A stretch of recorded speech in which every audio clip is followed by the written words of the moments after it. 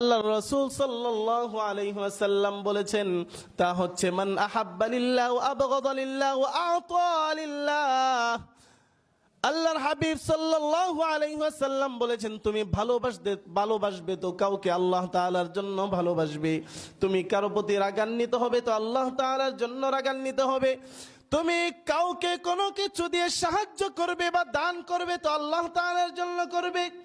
তুমি কাউকে সাহায্য করবে না, তুমি কোনো জালেমকে সাহায্য করবে না, তো সেটাও কার জন্য? জোরে বলেন না, কার জন্য? সমস্ত ভালোবাসা যদি আল্লাহ সুবহানাহু ওয়া তাআলার জন্য হয়, তাহলে আল্লাহর হাবিব সাল্লাল্লাহু আলাইহি ওয়াসাল্লাম বলেছেন, ফাকাদ ইসতাকমালাল ঈমান, সেই মুহূর্তে গিয়ে তোমার ঈমান পরিপূর্ণ হবে।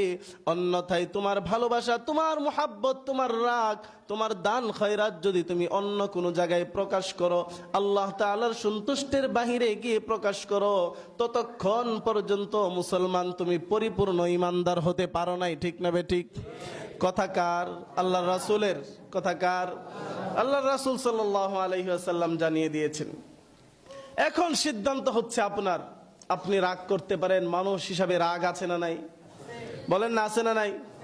আপনি কার উপর রাগ করবেন না করবেন সেটা তো একান্তই আপনার আমার সিদ্ধান্ত, যার যার ব্যক্তিগত সিদ্ধান্ত, ঠিক না?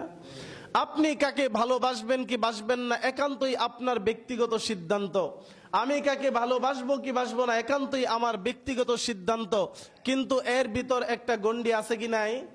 আছে। তা হচ্ছে ভালোবাসি, রাগ করি, দান করি, যাই করি না কিনে সব হবে কার জন্য?